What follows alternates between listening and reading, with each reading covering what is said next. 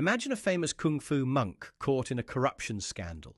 In China today, even a 1500-year-old temple isn't beyond the state's reach. The abbot of Shaolin Temple, yes, the one made famous in Jet Li films, is now under investigation. It's a story about money, power, and a clear message from Beijing. Even monks aren't off limits.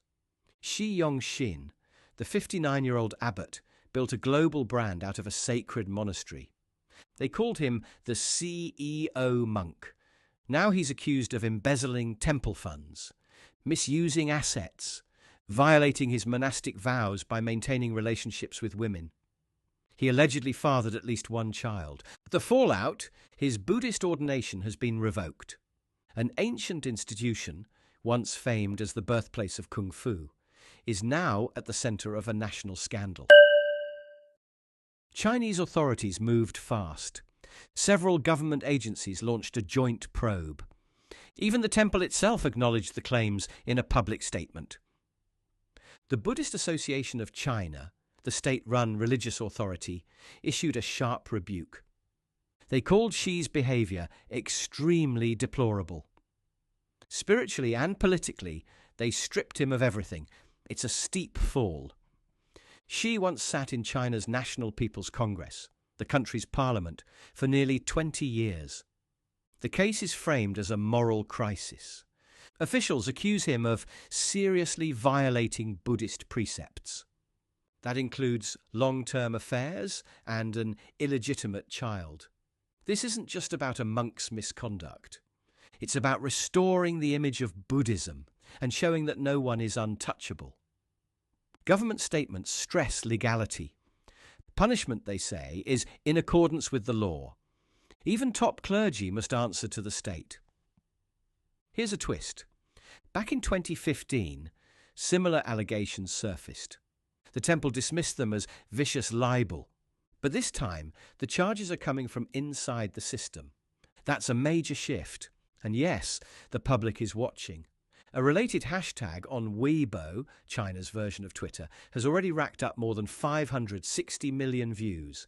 It's gone viral. People are fascinated. And after all, it's not every day a celebrity monk gets publicly shamed in front of the whole nation. Shi Yongxin wasn't your average monk. He ran Shaolin Temple more like a business empire. Under his leadership, Shaolin expanded aggressively. Companies were registered in over 40 countries. The brand became a global commodity, from kung fu performances to wellness products. Tourists came in droves.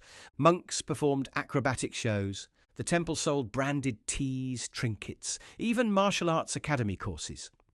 Back in 2008, Shaolin launched an online store. One item, a kung fu manual priced at nearly 10,000 yuan, around $1,400. One estimate put Shaolin's revenue at over 100 million yuan a year. That's roughly $15 million just from ticket sales, merchandise and performances. Local officials in Hunan province were happy.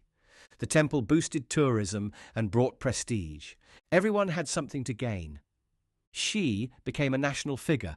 He served on key committees, built a Weibo following of over 880,000.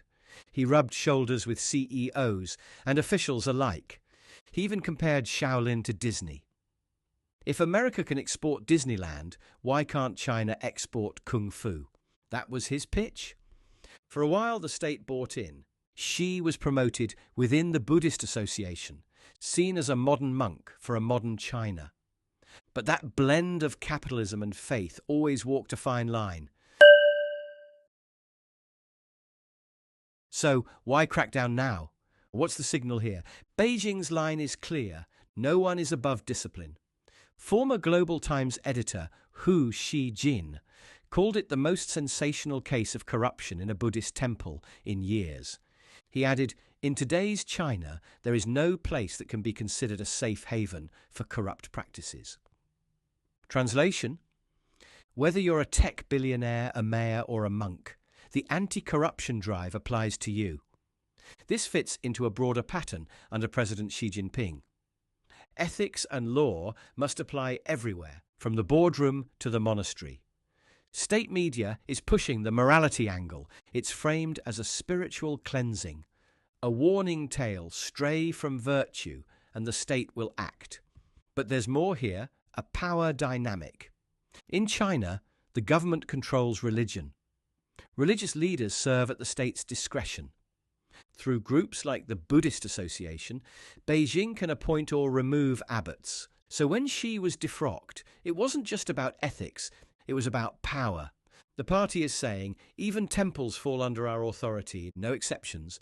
There's also a message about wealth, and how much is too much. Under Xi, Shaolin looked more like a corporation than a monastery. Critics called it over-commercialized. Religion, they argued, was being turned into a money-making machine. For years, local officials may have ignored it. Why? Because everyone was cashing in. But today, with Beijing pushing themes like common prosperity, the tide has turned. The message now is simple. Virtue must guide China's moral institutions. Profit alone isn't enough. Xi became an example, a warning to those mixing too much money with too little humility. This isn't just about religion. It's a window into how China governs. The anti-corruption campaign started with politicians, then spread to tycoons. Now it's reached temples. The pattern is consistent. If you gain influence in China, moral, financial, or political, you must align with the state. Or risk removal. Some might applaud that. A system where no one is above the law. It could build trust, especially for foreign investors worried about graft. A monk being treated like a corrupt CEO, that shows enforcement can be impartial, at least on the surface. But there's a darker reading. The reach of the party is vast. Religious groups, once thought more autonomous, are now clearly under tight control. For businesses, this is a reminder. Your success depends on staying in the party's good graces. The unpredictability is unsettling. Today it's a monk. Tomorrow it could be a real estate tycoon or a pop star. That volatility factors into how global markets view China's risk environment. One final point. This case shows how China handles the intersection of culture and commerce. Shaolin wasn't just a temple. It was a soft power export. By cracking down, Beijing is saying, if you represent China abroad, you must reflect party values. It's about control, not just over narratives, but over image and ethics. So what's the takeaway? This scandal isn't just gossip, it's a case study. Xi Jinping built a global empire. He turned a monastery into a brand, but he overstepped, mixed too much business with too little humility. China's response was swift and public. The lesson is clear. There are no safe havens. Whether you're in tech, finance, or faith, you must follow the rules. And the rules are defined by the party. For observers abroad, this story captures where China is headed. Clean governance, strict discipline, and a firm grip on anything or anyone with influence. Even a kung fu temple isn't immune. In the end, it's a striking image. A robed monk, once praised for modernization, now disgraced. The message: tradition matters, but the rule of law, as defined by the state, matters more. And in Xi Jinping's China, that's a line no one is allowed to cross.